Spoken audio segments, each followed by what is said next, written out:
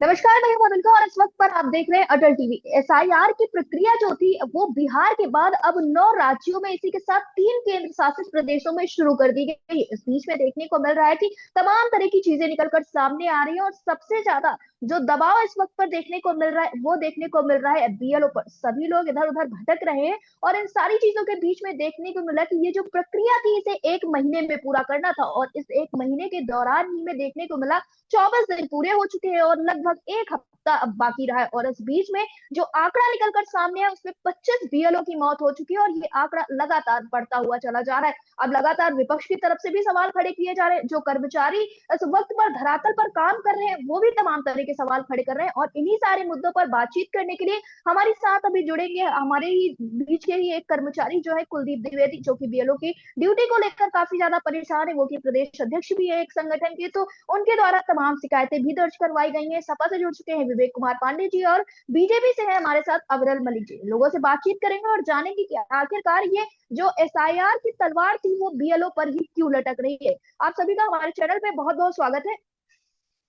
अविरल जी, आपसे शुरुआत करते हैं। जिस तरह से देखने को मिला कि बीएलओ की ड्यूटी कर रहे जो कर्मचारी शिक्षक है वो लगातार परेशान रहे। इस बीच में देखने को मिला कि एक वाकया ऐसा निकलकर सामने आया कि एक इंसान की शादी होती है, उसे एसडीएम की तरफ से शादी को लेकर छुट्टी नहीं दी जाती है और एक में देखने को मिलता है ठीक 1 दिन पहले शादी के वो फांसी लगाकर आत्महत्या कर लेता है। आखिरकार क्यों छुट्टियां नहीं दी जा रही? एसआईआर का इतना ज्यादा क्यों दबाव बनाया जा रहा है बीएलओ के ऊपर?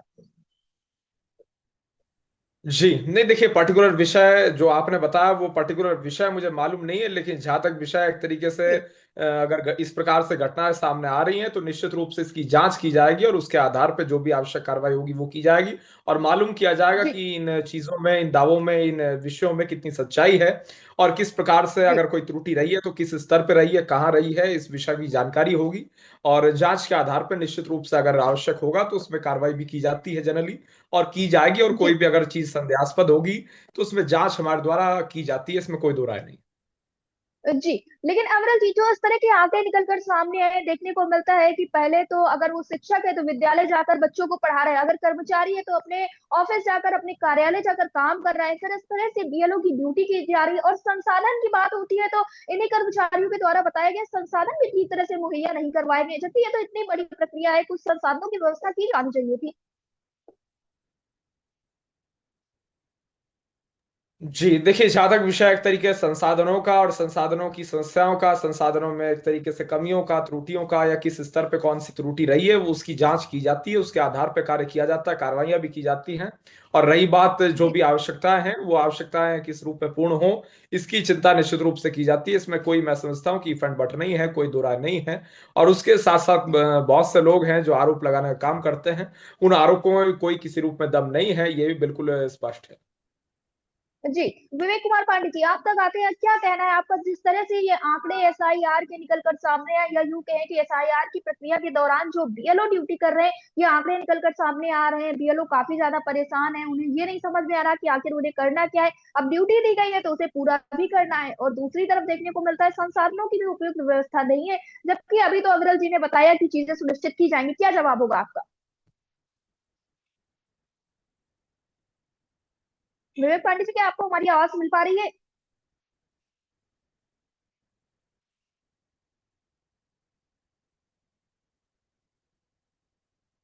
जो खबर आ रही है उसमें यूपी के बरेली में बीएलओ सर्वेश गंगवार की भी हार्ट अटैक से मौत हुई है। जिसमें कि उनके परिजनों का कहना है कि लगातार अधिकारी गालियां देकर टॉर्चर कर रहे थे और उनके ऊपर ओबीसी वोट काटने का दबाव बनाया जा रहा था।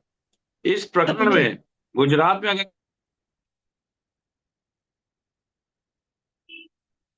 विवेक जी, आपकी तरफ से नेटवर्क इशू हो रहा है, अगर आप नेटवर्क में बैठ आत्महत्या जाए।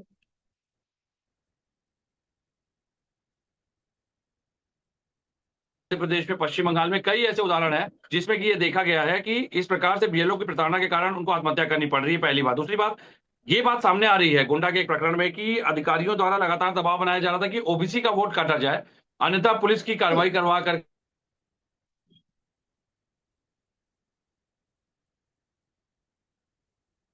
आ रहा है। विवेक जी, उससे आपकी बड़ी तरफ से नेटवर्क विवेक जी, आपकी तरफ से नेटवर्क इशू हो रहा है, प्लीज आप थोड़ा नेटवर्क में बैठ जाए। 64 बीएलओ पे जो एफआईआर करा दी एसआईआर की प्रक्रिया को सुनिश्चित करने के मामले में या पापा को सपोर्ट करने के चक्कर में है। मुझे लगता है बहुत ही दुखद है। पदों का, संवैधानिक पदों का दुरुपयोग खुल करके किया जा रहा है। ज्ञानेश कुमार की विश्वसनीयता समाप्त हो चुकी है। उनके प्रकरण में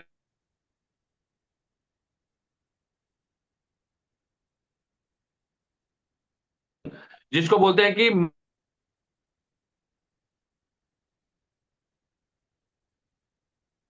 कहीं ना कहीं एविडेंस के रूप में देखा जाता है न्यायपालिका के भीतर। अब इस प्रक्रिया में पूरी तरीके से जो कहीं ना कहीं चुनाव आयोग की भूमिका है वो संदिग्ध हो गई है। चुनाव आयोग की निष्पक्षता समाप्त हो चुकी है। इस बात को अब कोई नहीं कह सकता कि चुनाव आयोग निष्पक्ष रूप से कार्य कर रहा है। अगर ओबीसी वर्ग के वोटों को टारगेट करके इस तरह से वोट काटने की प्रक्रिया पे काम हो रहा है तो मुझे लगता है कि ये खुला खुला इस देश में भारत के लोकतंत्र की चिता सजाने का काम किया जा रहा है। भारत की लोकतंत्र में, भारत के लोकतंत्र का शवगृह तैयार किया जा रहा है, जिसमें जिसमें कि बीएलओ जैसे जो कर्मचारी हैं उनकी आहुति दी जा रही है केवल और केवल राजनीतिक लक्ष्यों और उद्देश्यों की पूर्ति के लिए। मैं ये सवाल उठा रहा हूं कि आज इतना सामने आने के बाद भी ज्ञानेश कुमार का इस्तीफा अभी तक सरकार ने क्यों नहीं लिया? अगर गैर जिम्मेदाराना रवैये के साथ चुनाव आयुक्त इस देश की चुनावी प्रक्रिया को संचालित करने की बात करते हैं, या इस देश की क्या मजबूरी है कि एक ऐसे भ्रष्ट अधिकारी के दबाव में कार्य करे या उसके दिए गए मैनिपुलेटेड व्यवस्थाओं का हिस्सा बने, जिससे कि इस देश की लोकतंत्र पे सवाल उठे। मैं ये सवाल उठा रहा हूं। ज्ञानेश कुमार, जिस तरीके से उनका इतिहास रहा है, जिस तरीके से ज्ञानेश कुमार की छवि है, और जो वर्तमान में ज्ञानेश कुमार की बेटी डीएम रहते हुए नोएडा में कर रही हैं, क्या ये कहीं ना कहीं प्रशासनिक परिवारवाद के मिसयूज ऑफ पावर की तरफ इशारा नहीं करता है? ये पूरा परिवार, क्या आपको नहीं लगता कि एक राजनीतिक उद्देश्य के लिए, एक राजनीतिक दल की लक्ष्यों को पूरा करने के लिए अपने पदों का लगातार दुरुपयोग कर रहा है? तो इसकी जिम्मेदारी कौन तय करेगा? जी, अमरन मलिक जी, क्या जवाब होगा आपका? जिस तरह से अभी विवेक जी ने चुनाव आयोग पे बात की, ज्ञानेश जी पे बात की, आपका क्या मानना है? क्या ऐसी चीजें कुछ है तभी ऐसे सवाल खड़े हुए हैं, या फिर सिर्फ और सिर्फ ये आरोप और प्रत्यारोप है? फिलहाल आप सभी को बता दें, किसी टेक्निकल इशू की वजह से अवरल जी से हमारी बातचीत नहीं हो रही। विवेक जी, आप तक आते हैं। जिस तरह से इन सारी चीजों के बीच में देखने को मिला कि सत्ता पक्ष की तरफ से तो चीजें साफ तौर पे ये कही गई कि एक जगह पर तमाम बार एक ही इंसान के द्वारा वोट डाले जाते थे, इस वजह से एसआईआर की प्रक्रिया लाई गई है और ये सारी चीजें करना बहुत ही जरूरी हो गया था। इस वजह से इन सारी चीजों को धरातल पर लाया जा रहा है और कर्मचारियों के द्वारा या जो शिक्षक है उनके द्वारा बीएलओ की ड्यूटी कराकर सारी चीजें की जा रही हैं। लेकिन फिर भी अब भी एक ही सवाल सब जगह पे अटकता है, वो है संसाधन का सवाल। आखिर इतनी बड़ी अगर प्रक्रिया कराई जानी थी तो उचित संसाधन क्यों नहीं दिए गए और इसके लिए अलग से ड्यूटी क्यों नहीं अलॉट की गई? विवेक जी। मैं तो ये कहूंगा कि समाजवादी पार्टी ने तो ये घोषणा कर दी है कि जो भी बीएलओ उत्तर प्रदेश में जिनकी मृत्यु हो रही है या जिनकी हत्या की जा रही है इस प्रकार के प्रशासनिक दबाव से, उनके परिवारों को, आश्रितों को 2 लाख रुपए का कहीं ना कहीं मुआवजा समाजवादी पार्टी आर्थिक अनुदान देगी, ताकि उनके परिजनों को किसी भी प्रकार की समस्या ना हो। और उसके साथ ही हमने, समाजवादी पार्टी ने ये मांग भी की है चुनाव आयोग से कि मरने वाले प्रत्येक बीएलओ के आश्रितों को 1 करोड़ रुपए का आर्थिक मुआवजा और एक सरकारी नौकरी भी दी जाए। सबसे बड़ी बात यह है कि आपको ये बात समझनी पड़ेगी कि मानवाधिकार का अनुच्छेद 3 जो है, जीवन और व्यक्तिगत सुरक्षा का अधिकार देता है हर नागरिक को, हर कर्मचारी को, क्योंकि कर्मचारी भी इसी समाज से निकलते हैं, वो भी इसी समाज का हिस्सा है। और ये राज्य का कर्तव्य है कि नागरिकों की जीवन की रक्षा हो, उनका मानसिक स्वास्थ्य सही हो, उनके प्रति किसी भी तरह के क्रूर व्यवहार से मुक्ति के बाहर एक स्वच्छ वातावरण में उनको कार्य करने का अवसर प्राप्त हो। लेकिन जिस प्रकार से चुनाव आयोग की भूमिका और उनकी संदिग्धता और उनके अधिकारियों के द्वारा गाली गलौज किए जाने, उत्पीड़न किए जाने, शोषण किए जाने, ओबीसी वोट काटने का दबाव बनाने का जो एक प्रक्रियात्मक और रचनात्मक स्वरूप सामने आया है, ये कहीं ना कहीं भाजपा के साथ इनकी साठगांठ और मंशा पे सवाल उठाता है। एक तरफ तो आप प्रचार करते हैं कि योगी फायर ब्रांड है, एक तरफ तो आप प्रचार करते हैं कि मोदी जी फायर ब्रांड है, विश्व के सबसे ज्यादा लोकप्रिय नेता हैं। मुझे लगता है कि ये लोकप्रियता का धक्का हमेशा चुनाव आयोग और सूचना विभाग के माध्यम से ही होता है क्या? मैं तो ये सवाल उठा रहा हूं आपके मंच पे कि क्या मीडिया के धक्कों से, सूचना विभाग के धक्कों से चलने वाली सरकार फायर ब्रांड कही जाएगी? अगर सूचना विभाग का धक्का, सूचना विभाग का सहयोग योगी जी को ना मिले तो मैं आपको लिख के दे सकता हूं, वो एक औसत दर्जे के मुख्यमंत्री माने जाएंगे। जिनकी ये घोषणा, जिनकी बयानबाजी, जिनके भाषण केवल और केवल धार्मिक धुरी के केंद्र में टिके हुए हैं। उनकी राजनीति के आधार का पर्याय ही सिर्फ हम और वो की राजनीति है। वास्तविकता यह है जी कि चुनाव आयोग जिस प्रकार से कार्य कर रहा है, ये देशद्रोह का मामला बनता है। और ज्ञानेश जी कुमार जी को भी ये समझना चाहिए कि इस कार्य में उनकी बेटी जो उनकी सहायता करने का प्रयास कर रही है, ये एंटी जी नेशनल एक्टिविटीज हैं। आप किसी एक मतदाता का वोट काटने का दबाव किसी के ऊपर नहीं बना सकते। और बीएलओ की जिस जी तरह रोती हुई तस्वीरें, उनके परिजनों की तस्वीरें, उनके मृत्यु पूर्व कथन सामने आए हैं, सुसाइड नोट सामने आए हैं, मैं आपको ये लिख कर दे सकता हूं कि बिना संसाधनों के आप बीएलओ से काम करवाने का प्रेशर जो बना रहे हैं, आप अंतर्राष्ट्रीय पटल पे एक संदेश दे रहे हैं कि भारत के पास आधुनिक संसाधन नहीं है कि जिससे वो एसआईआर की प्रक्रिया को भी संपन्न करा सके। उससे बड़ी जी बात, चुनाव के समय कभी आपके स्ट्रांग रूम के कैमरे बंद हो जाते हैं, कभी लाइट गुल हो जाती है। ये सारी मंशा देखिए कहीं ना कहीं प्रक्रियात्मक रूप से देखा जाए तो चुनाव आयोग को संदिग्ध करती हैं। चुनाव आयोग अपनी जी विश्वसनीयता लगातार खो रहा है, और संवैधानिक संस्थाओं के साथ सरकारों का इस पर मौन रहना कहीं ना कहीं इस देश के लोकतंत्र का की खुली हत्या का प्रतीक है।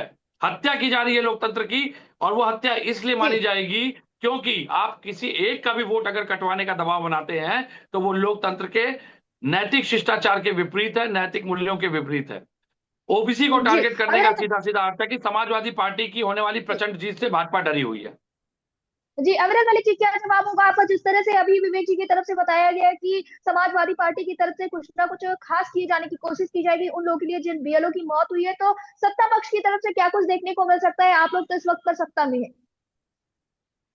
जी नहीं, देखिए जहां तक विषय एक तरीके से मृत्यु का, तो निश्चित रूप से मृत्यु बहुत ही दुखद है, और उसके साथ साथ एक तरीके से विषय है कार्रवाई का। तो तथ्यों के आधार पर कार्रवाई होती है, उसके लिए जांच अत्यंत आवश्यक है। तो अगर कोई भी किसी रूप में कहीं भी कोई संदेहास्पद चीज पाई जाती है तो उसके आधार पर जांच आगे बढ़ाई जाती है, और जांच के आधार पर अगर कुछ आवश्यक लगता है, सामने कुछ आता है तथ्यों के आधार पर, तो निश्चित रूप से उसमें जांच के आधार पर कार्रवाई भी की जाती है। लेकिन ये पर्टिकुलर मामले हैं, जो इन मामलों में क्या हुआ क्या नहीं हुआ, ये पर्टिकुलर विषय है तो मुझे खैर मालूम नहीं है। लेकिन हाँ, अगर इस जी प्रकार से मामले सामने आ रहे हैं तो निश्चित रूप से जांच के आधार पर कार्रवाई की जाएगी। और उसके साथ साथ जहां तक विषय एक तरीके से भारतीय जनता पार्टी का, हमारी सरकार का, तो ये बिल्कुल स्पष्ट है कि किस रूप में देश को मजबूत किया जाए, किस रूप में देश को आगे बढ़ाया जाए, इसकी निश्चित चिंता हमारे द्वारा की जा रही है। और उसके साथ जी साथ जहां तक एसआईआर का विषय है, एसआईआर बहुत ही सिंपल प्रक्रिया है, ये सबको मालूम है। और जहां तक एसआईआर की प्रक्रिया की अगर विस्तृत बात कर ली जाए, जिनका निधन हो गया, देहांत हो गया है, उनका उसमें से नाम हटा दिया जा रहा है, वोटर लिस्ट को अपडेट एंड अपग्रेड किया जा रहा है।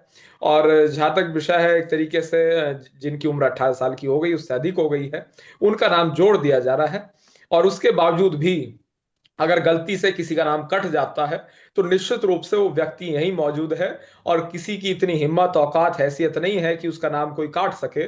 और निश्चित ही अगर किसी प्रकार से गलती से किसी का नाम कटता है तो उसमें अगर कोई त्रुटि रहती है वो जोड़ा भी जाता है, इसमें कोई दो राय नहीं है। जी कुलदीप, फिलहाल आप सभी को बता दें हमारे साथ कुलदीप जी जुड़ चुके हैं, जो खुद बीएलओ की ड्यूटी से काफी परेशान थे। इनके साथी के साथ अभद्रता की गई एसडीएम के साथ, एसडीएम के द्वारा, जिसके बाद इन लोगों के द्वारा ज्ञापन पत्र भी सौंपा गया है। तो कुलदीप जी, क्या कुछ अपडेट्स निकल कर सामने है? जैसा कि आपके ही साथी के साथ हाल फिलहाल में एसडीएम की तरफ से एक अभद्र भरी टिप्पणी की गई थी, तो क्या कुछ चीजें निकल कर सामने आई? क्या इस चीज पर कोई कार्रवाई हुई है? अविरल जी हमारे सामने, जो कि भारतीय जनता पार्टी से, अगर आपके उनसे कुछ सवाल है तो वो भी आप पूछ सकते हैं।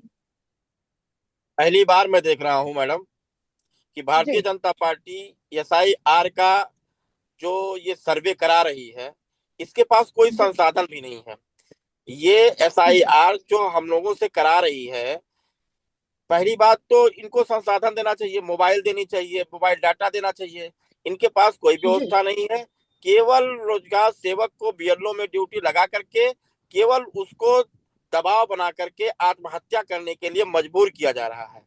बहुत जी रोजगार सेवक बीएलओ ऐसे हैं जो चिट्ठियां लिख रहे हैं, मेरे पास फोन कर रहे हैं, कह रहे हैं अध्यक्ष जी हम लोग मर जाएंगे, जो स्थिति दबाव है। इनके पास कोई व्यवस्था ही नहीं है। आखिर में आपने जी एसआईआर की लागू किया तो इसकी पहले प्रक्रिया होनी चाहिए, इसका संसाधन उपलब्ध होना चाहिए। कुछ नहीं इनके पास, केवल 8 महीने से 14 महीने से 15 महीने से मानदेय नहीं मिल पा रहा है, कैसे लोग काम कर रहे हैं, दबाव बनाया जा रहा है, एसडीएम किस तरह से गाली दे रहे हैं। ये सब बहुत ही निंदनीय है, बहुत ही गलत कृत्य है। और बहुत ही, अब क्या बताया जाए इस सरकार के लिए। यह सरकार हिंदूवादी सरकार मानी जाती है। और हिंदूवादी सरकार में अभी आपने दीपावली में देखा कि हम लोगों को मानदेय तक ये उपलब्ध नहीं करा पाए हैं। और मानदेय भी नहीं मिला, इधर बीएलओ की ड्यूटी लगा दी गई। बीएलओ की ड्यूटी लगाने के बाद भी अभी एफआईआर, एसडीएम द्वारा एफआईआर कर जेल भेजने की भी बात कही गई, जो हम लोगों ने ज्ञापन दिया। और ज्ञापन के बाद मतलब अभी कोई कार्रवाई नहीं हुई है। जी, अविनाश जी, क्या जवाब होगा? अभी कुलदीप जी ने साफ तौर पर बताया किस तरह से समस्याएं बनी हुई है, कार्रवाई कुछ खास हो नहीं पा रही है, और इनकी जो मूल समस्याएं थी उसको लेकर भी अभी तक सरकार की तरफ से कुछ खास नहीं किया गया है। क्या जवाब है आपका? क्या कुछ आप लोग अब सोचेंगे इन कर्मचारियों के लिए? नहीं देखिए, जहां तक विषय एक तरीके से अभद्रता का, अभद्रता कौन कर रहा है, क्या कर रहा है, उसके क्या सबूत हैं, क्या नहीं है, सबूतों के आधार पे निष्पक्ष कार्रवाई होनी चाहिए। अगर सबूत कोई भी सामने आता है तो पूरी तरह कठोरतम से कार्रवाई सबूत है होगी। भाई साहब, पूरी तरह से सबूत है और वीडियो है। मैं वीडियो भी आपको दे दूंगा। बिल्कुल बिल्कुल, आप वीडियो मुझे भेज दीजिए। कोई भी एसडीएम हो, डीएम हो, आईएएस हो, आईपीएस हो, आईजी हो, डीआईजी हो, इससे कोई फर्क नहीं पड़ता। अगर वो अभद्रता करेगा उसके विरुद्ध एक तरीके से कठोरतम कार्रवाई शासन के द्वारा की जाएगी, ये हमारा स्पष्ट मानना है। और जहां तक विषय है एक तरीके से प्रक्रिया का और एसआईआर के विरोध का, तो विपक्ष तो राजनीतिक मुद्दा बनाने का काम करता है, वो एक अलग विषय है। लेकिन हाँ, अगर धरातल पे कोई चीज गड़बड़ होती है, किसी रूप पे कोई अभद्रता करता है, तो ऐसे लोगों के विरुद्ध कार्रवाई होती है और होनी चाहिए। और जहां तक विषय एक तरीके से विपक्ष के सवाल हैं, हो सकते हैं, निश्चित रूप से उन्हें सवाल करने का पूर्ण अधिकार है और सकारात्मक सवाल करने चाहिए, इसमें कोई दो राय नहीं है। और जहां तक विषय है अखिलेश यादव जी का, तो अखिलेश यादव जी अच्छे व्यक्ति हैं, पढ़े लिखे व्यक्ति हैं, बुद्धिमान व्यक्ति हैं, एजुकेटेड हैं, तो वो इस चीज को वो भी समझते हैं कि एसआईआर क्या है। एसआईआर वोटर लिस्ट को अपडेट एंड अपग्रेड किया जा रहा है, अपग्रेडेशन का एक कार्यक्रम है, वो सबको स्पष्ट मालूम है, उसमें कोई नई अविनाश चीज जी, नहीं है। और जी, अविनाश जी, सवाल यहाँ पे एसआईआर का नहीं है, सवाल यहाँ पे कर्मचारियों की समस्याओं का है, जो संसाधन नहीं दिए गए उस चीज का है, जो मौतों के आंकड़े बढ़ रहे हैं उस चीज का है, जो एसडीएम के द्वारा अभद्रता की गई है उस चीज का है। नहीं किस, बिल्कुल बिल्कुल नहीं, देखिए किस संसाधन की कमी है, कम से कम ये बता देना चाहिए, कौन सा संसाधन ऐसा है जो नहीं मिला। कुलदीप जी, आप बता सकते हैं। बिल्कुल। जैसे मोबाइल से हमें ऑनलाइन ऑनलाइन उसका डाटा सेव करना रहता है। ऑनलाइन डाटा सेव करने के लिए हमको मोबाइल, एंड्रॉइड मोबाइल की आवश्यकता होती है ना। बिना एंड्रॉइड मोबाइल के हम डाटा के हम कैसे उसको करेंगे, कहाँ जाएंगे, कहाँ खोजेंगे? नहीं देखिए, जहां तक विषय पर्टिकुलरली ऑन ग्राउंड क्या चीजें होती हैं, तो निश्चित रूप से वो अगर किसी रूप में कोई कमी रहती है तो उसे पूरा किया जाता है और किया जाएगा, अगर कोई किसी रूप में बिल्कुल समस्या रहेगी। और बिल्कुल नहीं किया गया है और किसी को नहीं दिया गया। पूरे उत्तर प्रदेश में किसी बीएलओ को नहीं दिया गया कि आपको मान ली बीएलओ की ड्यूटी लगाई गई तो क्या उसका संसाधन भी तो देना चाहिए, लैपटॉप देना चाहिए, उसके लिए डाटा उपलब्ध कराना चाहिए, उसके लिए अभी तो कई कहीं समस्याएं तो ये भी आ रही हैं कि 2003 की जो सूची है वो ऑनलाइन मतलब वो उपलब्ध भी नहीं है। इससे भी समस्याएं आ रही हैं। एक्चुअली जो रोजगार सेवक है, जो बीएलओ की ड्यूटी कर रहा है, वो लोकल पड़ता है, उसके ऊपर पक्ष और विपक्ष दोनों दबाव बना रहे हैं। और वो दबाव के कारण मानसिक संतुलन खो चुके हैं पूरी तरह से। जी, कुलदीप। देखिए कुलदीप जी। कुछ पर्टिकुलर जगहों पे नहीं, देखिए कुछ पर्टिकुलर जगहों पे ऐसी स्थिति अगर है तो एक अलग चीज है, लेकिन ऑन एन एवरेज अगर बात कर ली जाए तो बहुत से बीएलओज हैं जिनसे मैं खुद भी मिलवा दूंगा, वो किसी रूप में कोई शिकायत नहीं कर रहे हैं, ये एक चीज है। नंबर दो, मैं तो कम से कम 10-15 कम से कम बीएलओज मुझे जहां तक मिले हैं तो उन्होंने यही बताया कि सब ठीक चल रहा है, सब अच्छा चल रहा है। तो एक तरीके से बी, जी, बोलना है आपको कुछ? नहीं, नहीं, शायद वो क्या सवाल कुलदीप जी पूछना और चाहते हैं कुछ। नहीं, क्या क्या कुलदीप जी और अविनाश जी, अब आप। क्या ठीक चल रहा है? आप हमको अपना मानदेय भी नहीं देंगे, सरकार हमको मानदेय भी नहीं देगी। 14 से 15 हजार हमारा मानदेय बकाया है। उसके बाद हमको आपने बीएलओ में लगा दिया। ठीक है, हम बीएलओ का भी काज कर रहे हैं, लेकिन बीएलओ का काम कर रहे हैं तो उसका संसाधन हमको उपलब्ध कराएंगे कि नहीं कराएंगे? हम अपने घर से कहाँ तक लाएं? कहाँ तक अपने घर से मतलब अड़ोस पड़ोस से किससे किससे मोबाइल मांग करके हम बीएलओ का काम करें? बिल्कुल। देखिए, जहां तक सरकार का विषय है, सरकार की जिम्मेदारी है और हम हमारे द्वारा निश्चित रूप से व्यवस्थाओं को पूर्ण करने का काम किया जाता है और किया जा रहा है। अगर कहीं किसी लेवल पे कोई कमी रह जाएगी तो उसे पूर्ण करने का काम किया जाएगा, इसमें कोई समस्या नहीं है। किया जी जाएगा, होगा, ये तो अलग विषय हो गई। कुलदीप नहीं, जी, देखिए, वो आज का जांच के कुलदीप जी आधार आप पे होता है। देखिए भाई साहब, वो जांच के आधार पे देखिए होता है। मैं तो आपसे ये भी नहीं देखिए पूछा कि आप आप बीएलओ आप हैं दोनों कि तरफ ही नहीं आइए। हैं। आपने समस्या बताई, आपने विषय रखा। मैं तो उस चीज को कह रहा हूं कि हाँ, अगर कोई समस्या है तो उसे जांच के आधार पे, वो तथ्यों के आधार पे उसे पूर्ण करने का काम अधिकारियों के द्वारा किया जाता है और किया जाएगा। लेकिन एसडीएम की आपने बात कही, एसडीएम पे कार्रवाई जरूर हो जाएगी। अगर आपके पास वीडियो है तो उस एसडीएम के विरुद्ध कार्रवाई निश्चित रूप से हो जाएगी। उस वीडियो की जांच करा के वो ऑथेंटिक है कि नहीं है, उसके आधार पर तत्काल ही कार्रवाई होगी। इसमें किसी रूप में समस्या नहीं है, ये मैं आपको आश्वासन दे देता हूं। चलिए। कुलदीप जी और अविरल जी, आप दोनों तक आएंगे, लेकिन विवेक जी, जिस तरह से आपने सुना कि कुलदीप जी के द्वारा अभी बताया गया कि इस तरह से धरातल पर धड़ल्ले से अभद्रता की जा रही है, बार बार इन सभी लोगों पे कार्रवाई की जा रही है। वहीं अविरल जी ने बताया कि संसाधन सभी देने के पूरा प्रयास किया जाएगा, सरकार अपने स्तर से अच्छा कर रही है। तो आप इस वक्त पर विपक्ष में आपका क्या मानना है? आप जिस तरह से चीजों को देख रहे हैं, आपका क्या आकलन है? नहीं, देखिए, मैं यहाँ पे कोई व्यक्तिगत टिप्पणी तो नहीं करूंगा, लेकिन हमारे भाजपा के मित्र ने ये बात स्वीकार की कि उन्हें विषय की तथ्यात्मक पूर्ण जानकारी नहीं है। और सबसे बड़ी जी बात है कि अगर पूरी जानकारी नहीं है तो बिल्कुल वो आश्वासन दे सकते हैं और प्रयास कर रहे हैं कि आश्वासन दे।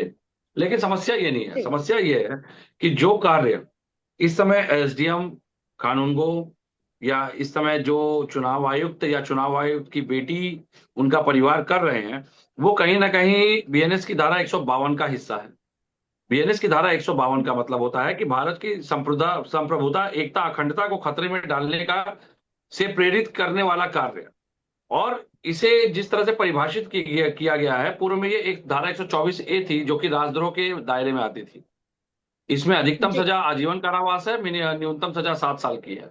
तो मुझे लगता है कि सबसे पहले तो इस बात को सुनिश्चित करना पड़ेगा कि जिस प्रकार से मामले सामने आ रहे हैं और जिस प्रकार के मामले सामने आने के बाद सरकार मौन बैठी है, क्योंकि देखिए, ठीक है, आपने संविधिक परिधि में चुनाव आयुक्त और चुनाव आयुक्तों को दंड के दायरे से बाहर कर दिया। लेकिन ये जो मानवीय कृत्य, अमानवीय कृत्य जो हो रहे हैं, जिसमें कि लोग आत्महत्या करने के लिए मजबूर है, किसी को आत्महत्या करने के लिए उकसाना, किसी की गरिमा को भंग करना, किसी के प्रति बुरे शब्द, गलत शब्दों का उपयोग करना, किसी की नैतिक उसके स्वाभिमान को चोट पहुंचाना, मुझे लगता है ये सब बीएनएस की दंडात्मक प्रक्रिया के एक भाग है। और जो इस समय चुनाव आयुक्त के निर्देश पे उनकी टीम या उनके लोग कर रहे हैं, ये सब इस अपराध की श्रेणी में आते हैं। पदों का खुल के जी दुरुपयोग किया जा रहा है, पदों का खुल करके दुरुपयोग किया जा रहा है। और दुरुपयोग करने के साथ साथ मनमानी मनमानी वाला रवैया कि आप जाकर के ओबीसी वोट काटिए। जी तो मुझे लगता है कि इस पर सुप्रीम कोर्ट को संज्ञान लेने की आवश्यकता है कि आज अगर सुप्रीम जी कोर्ट ने स्वतः संज्ञान इसका न लेते हुए इस कृत्य को जारी रहने दिया, तो भारत के जी लोकतंत्र का जो सबसे बड़ा रक्षक, भारत के संविधान के बंदों का जो रक्षक है सुप्रीम कोर्ट, कहीं ना कहीं उसके ऊपर सवाल उठने शुरू हो जाएंगे एक परिधि के बाद। आज चुनाव जी आयोग, जो कि 4 स्तंभों में सबसे अहम स्तंभ है, वो भारत के पूरे चारों स्तंभों को कमजोर करने की दिशा में कार्य कर रहा है। आपको ये बात समझनी पड़ेगी, ये जो कार्य जिस तरीके से संचालित किया जा रहा है, ये मात्र और मात्र 27 के चुनाव को जीतने के उद्देश्य से प्रेरित है। और इसलिए एसआईआर के नाम पे जिस तरह से लगातार उत्पीड़न, दबाव, अनैतिक शोषण, मानसिक उत्पीड़न किया जा रहा है, ये मुझे लगता है कि ये जी इतिहास का सबसे काला अध्याय है, काला अध्याय। इतिहास का सबसे जी काला अध्याय लिखा जा रहा है ये। मैं कहता हूं जी कि अगर आपकी प्रचंड बहुमत है, आपके कार्य इतने, विकास के कार्य इतने सुचारू रूप से जमीन पे हैं, तो आपको चुनाव आयोग के धक्के की जरूरत ही नहीं थी। आपने तो सूचना आयोग के साथ चुनाव आयोग के धक्के लगवाने भी शुरू कर दिए। और उससे बड़ी बात यह है कि आप बेवकूफ किससे बना रहे हैं, आप किसको समझ रहे हैं बेवकूफ? जो मृत्यु पूर्व कथन होते हैं, जो मरने के पहले लोग सुसाइड नोट छोड़ रहे हैं, जो मरने के पहले लोग अपने परिजनों को बता के मर रहे हैं, वो जांच का विषय है। अभी भी उसमें जांच होनी बाकी है कि वो कार्रवाई का विषय है। सवाल तो ये भी है ना कि जो सुसाइड नोट आपको मिला है वो जांच का विषय है कि वो कार्रवाई का विषय है। मुझे लगता है कि तत्काल जितने भी बीएलओ उत्तर प्रदेश में मर रहे हैं, तत्काल प्रभाव से राज्य सरकार और केंद्र सरकारों को जिम्मेदारी लेते हुए सबसे पहले इन सारे अधिकारियों के खिलाफ एफआईआर दर्ज करनी चाहिए।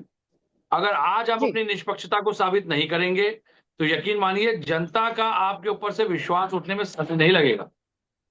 आपकी जी निष्पक्षता वैसे भी संदेहास्पद है। अंतर्राष्ट्रीय मीडिया के सामने आपने भारत को बौना साबित कर दिया है, पंगु साबित कर दिया है, संस्थाओं का मजाक बना करके रख दिया है। और ज्ञानेश कुमार कोई इस देश के राष्ट्रपति नहीं है। ज्ञानेश कुमार जी के ऊपर तत्काल प्रभाव से राष्ट्रपति को कार्रवाई करनी चाहिए। सांसदों को महाभियोग लाने की आवश्यकता है, जो कि इन्होंने 23 में संशोधन किया है। तो मुझे लगता है कि जी आज आप अगर इस परिधि को, इस दुष्टात्मक प्रवृत्ति को बढ़ावा देंगे, तो ये कहीं ना कहीं आज विपक्ष के लिए, कल आपके लिए भी ये उसी प्रकार नुकसानदेह होगी जैसे ये देश के लोकतंत्र के लिए नुकसानदेह है। जी अविरल जी, आप क्या जवाब देना चाहेंगे? अपने जवाब को 1 मिनट में पूरा कीजिएगा, वक्त का अभाव है हमारे पास। जी देखिए, जहां तक विषय ज्ञानेश कुमार जी का, ज्ञानेश कुमार जी राष्ट्रपति बिल्कुल नहीं है, मुख्य चुनाव आयुक्त है। उनका एक दायित्व है, उस दायित्व को निर्वाह कर रहे हैं। इलेक्शन कमीशन कल भी था, आज भी है, भविष्य में भी रहेगा। बीएलओ आज भी जी हैं, कल भी थे, भविष्य में भी रहेंगे। ईवीएम आज भी है, कल भी था और भविष्य में भी रहेगा। अब ईवीएम के माध्यम से डॉक्टर मनमोहन सिंह साहब इस मुल्क के 2 बार प्रधानमंत्री रहे, तमाम सारे मुख्यमंत्री ईवीएम के माध्यम से ही है। एसआईआर एक सामान्य प्रक्रिया है, कोई नई चीज नहीं है। मुख्य चुनाव आयुक्त इस देश में जब इंदिरा जी प्रधानमंत्री थी तब भी थे, आज भी हैं, भविष्य में भी रहेंगे। और मैं समझता हूं मुख्य चुनाव आयुक्त, इलेक्शन कमीशन ऑफ इंडिया और उसके साथ साथ मीडिया, जर्नलिज्म और साथ साथ जुडिशरी के ऊपर अगर सवाल खड़े किए जाते हैं तो वो लोकतंत्र के लिए खतरनाक, गलत है।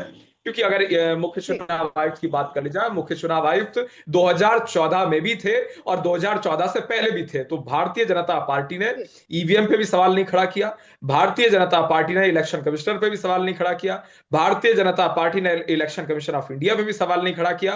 और 2014 में जब हमारी सरकार बनी, उससे पहले यूपीए की सरकार थी। और अगर ये इसी चीज को मानते हैं कि केंद्र सरकार के हिसाब से चुनाव आयुक्त और चुनाव आयोग चलता है, तो इस आधार पे तो हम भी कह सकते थे कि भाई चुनाव आयोग और चुनाव आयुक्त तत्कालीन यूपीए सरकार के अनुसार चल रहा था। लेकिन वो नहीं कहा गया, उस चीज को भी देखना आवश्यक है। और उसके साथ साथ सबको अधिकार है बोलने का, इसमें कोई समस्या नहीं है। लेकिन जहां तक विषय एक तरीके से ईवीएम का, एक तरीके से जहां तक विषय है इलेक्शन कमीशन का, जी अविरल अगर जी, इन दो आप चीजों जल्दी पे पूरा। सब, मधुलिका जी बिल्कुल, जवाब अगर जी इन दीजिए। आप दो अपनी बात चीजों पे, बिल्कुल बिल्कुल, देखिए अगर इलेक्शन कमीशन पे और ईवीएम पे सवाल खड़ा किया जाता है तो मताधिकार पे एक तरीके से इनडायरेक्टली सवाल खड़ा किया जा रहा है और मतदाता के विश्वास को लोकतंत्र से हटाने का प्रयास है। और इस चीज को कुमार विवेक जी भी एक्सेप्ट करेंगे। जी विवेक जी, 1 मिनट में अपनी बात को पूरा करिएगा।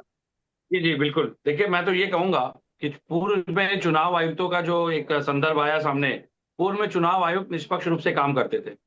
पूर्व में चुनाव जी आयुक्तों की किसी भी कार्यप्रणाली से मीडिया या इस देश की जनता या अंतर्राष्ट्रीय मीडिया चुनाव आयुक्तों पे कभी सवाल नहीं उठाते थे।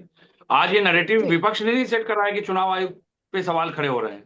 सबसे बड़ी बात है, पूर्व में कोई भी चुनाव आयुक्त ऐसा नहीं रहा जिसको बचाने के लिए सत्ता पक्ष ने कभी प्रेस कॉन्फ्रेंस की हो, कि जी सवाल चुनाव आयुक्त से पूछा जा रहा हो और जवाब उसके लिए केंद्र सरकार दे रही हो। तो ये भी तो एक विडंबना का विषय है। ये रणनीति जो बनाई गई, ये जो दृश्य सामने आया, ये भी देश के लोकतंत्र में पहली बार सामने आया। क्या कारण है कि टीएन जी शेषन का उदाहरण आज भी भाजपा के बड़े नेता टीएन शेषन का नाम लेते हैं? भाई वो तो आपके कार्यकाल में थे नहीं। लेकिन आज वर्तमान में कोई चुनाव आयुक्त ऐसा है कि जिन्होंने बिना किसी कारण बताए पदों से, अपने जिम्मेदार पदों से इस्तीफा देकर के मौन धारण कर लिया और पूर्व चुनाव आयुक्त ने वर्तमान चुनाव आयुक्त के ऊपर सवाल खड़े किए? क्या कभी ऐसा दृश्य जी पूर्व में देखा गया इस देश के इतिहास में? तो मुझे लगता है कि देखिए, जब आपके सिस्टम से निकले लोग ही आपके ऊपर सवाल उठा रहे हैं, इसका सीधा सीधा अर्थ है कि चोरी तो हो रही है, इसका सीधा सीधा जी अर्थ है कि खोट तो है, और इसका सीधा सीधा अर्थ जी है कि भ्रष्टाचार कहीं ना कहीं पनप रहा है, क्योंकि सिस्टम के जी लोग ही उस सिस्टम पे सवाल उठा रहे हैं।